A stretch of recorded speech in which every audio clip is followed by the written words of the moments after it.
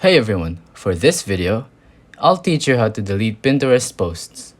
With this tutorial, you will be able to remove those ugly Pinterest posts from the past. The first step is opening your Pinterest. As you can see, there is a notifications at the bottom of the screen. All you have to do is just tap on that and then tap on messages. Now you can search your friends on Pinterest. So just search one of them and that's how you can message them.